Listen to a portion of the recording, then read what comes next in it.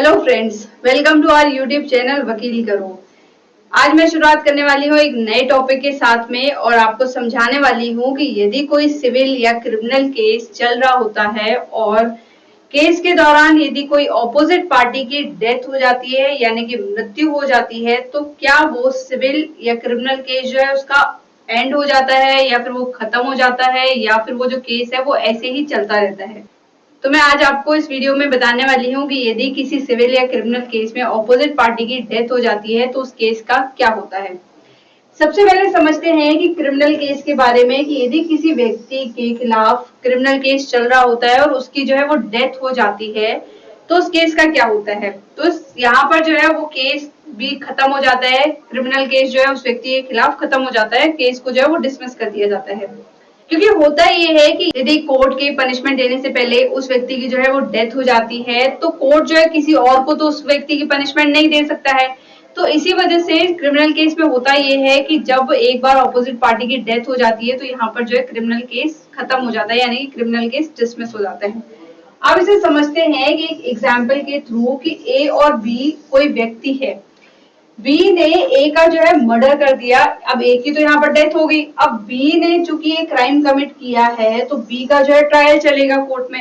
अब ट्रायल के दौरान मान लो एक क्राइम कमिट करने के थोड़े समय के बाद में, सपोज करो कि 10 दिन के बाद में बी की डेथ हो जाती है।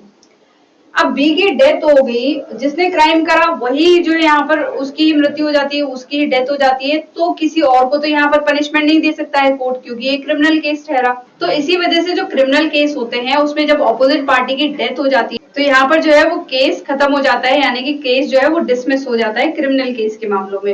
अब क्या सेम ही सिचुएशन सिविल केसेस में भी होती है कि सिविल केस में जब ऑपोजिट पार्टी की डेथ हो जाती है तो क्या उसमें भी कोर्ट का केस खत्म हो जाता है? ऐसा नहीं होता है, क्योंकि सिविल और क्रिमिनल दोनों अलग अलग तरीके के केस होते हैं। क्रिमिनल केस में तो जिसने जो अपराधी होता है यदि वही मर गया तो किसी और को उसके अपराध की सजा किसी और को नहीं दी जा सकती है। इस वजह से जो क्रिमिनल केस होता है वो खत्म हो जाता है, उसमें जो है किसी और को पार्टी बना करके क्रिमिनल केस में उसे पनिशमेंट नहीं दी जा सकती है। जिसने क्राइम कमिट किया ही नहीं है तो उसे पनिशमेंट कैसे दी जा सकती है।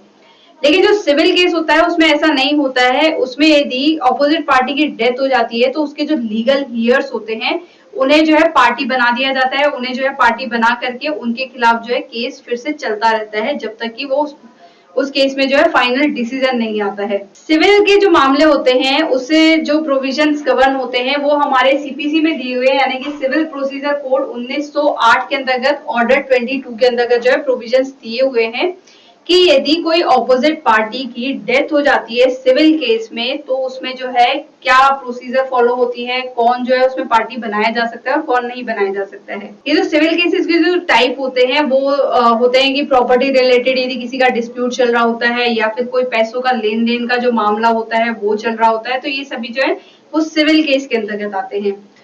अब सिविल केस के अंतर्गत होता ये है कि जब एक पार्टी खत्म हो जाती है, मतलब कि ऑपोजिट पार्टी खत्म हो जाती है, तो उसमें अकॉर्डिंग टू ऑर्डर 22 उसके लीगल ईयर्स को जो है वो यहाँ पर पार्टी बना करके उसके साथ में जो है केस आगे कंटिन्यू किया जाता है।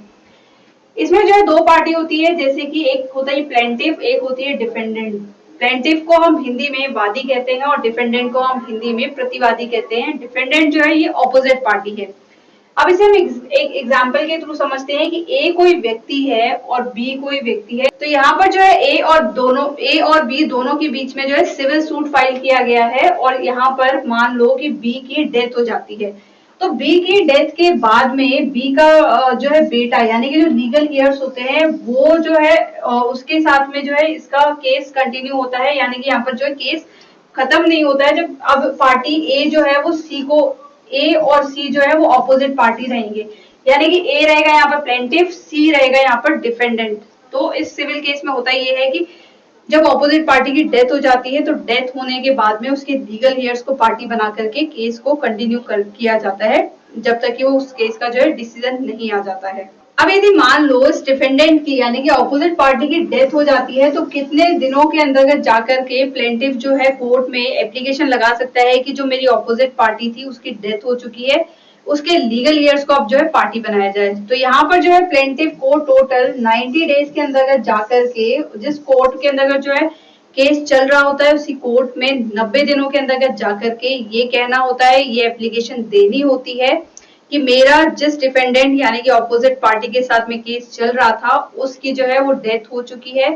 अब उसके लीगल ईयर्स को पार्टी बना करके केस को कंटिन्यू किया जाए। तो यहाँ पर जो है प्लेंटिफ को प्रॉपरली जाकर के कोर्ट में इन्फॉर्म करना होता है, उसके बिहाफ में जो है कोर्ट में उसके एडवोकेट जाकर के यहाँ पर एप्लीकेशन लगाते हैं कि प्लेंटिफ के जो ऑपोजिट पार्टी है उनकी डेथ हो चुकी है, अब इनको जो है लीगल ईयर्स को यहाँ पर पार्टी बना करके सूट को कंटिन्यू किया जाए।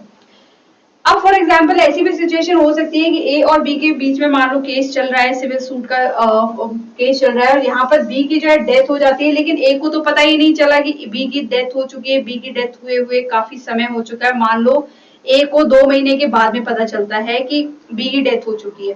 तो उस सिचुएशन में टाइम ड्यूरेशन कैसे स्टार्ट होगी? तो हमारा जो लिमिटेशन एक्ट है उसका जो सेक्शन 5 है वो ये कहता है कि जिस दिन से आपको ये ज्ञात होता है, यानी कि जिस दिन से आपकी नॉलेज में आता है कि आपकी जो ऑपोजिट पार्टी है यानी कि डिफेंडेंट पार्टी की डेथ हो चुकी है, तो उसी दिन से जो है लिमिटेशन स्टार्ट होती है। अब यहाँ पर जैसे मैंने बताया कि ए को 2 महीने के बाद में पता चला कि उसकी ऑपोजिट पार्टी यानी कि बी जो है उसकी डेथ हो चुकी है, तो 2 महीने के बाद में जो है इसकी लिमिटेशन स्टार्ट होगी। 2 महीने के बाद में जो है वो 90 दिनों के अंतर्गत जाकर के ए जो है कोर्ट में एप्लीकेशन लगा सकता है कि मेरे ऑपोजिट पार्टी की डेथ हो चुकी है। यहाँ पर तो आज की वीडियो में मैंने आपको बताया कि यदि कोई सिविल केस चल रहा होता है तो उस सिचुएशन में ऑपोजिट पार्टी की डेथ हो जाती है तो आप कितने दिनों के अंतर्गत जाकर के कोर्ट में एप्लीकेशन लगा सकते हैं। और जो है यहाँ पर सिविल सूट जो है वो एंड नहीं होता है, वो उसके लीगल ईयर्स के साथ में कंटिन्यू होता है फ्यूचर में।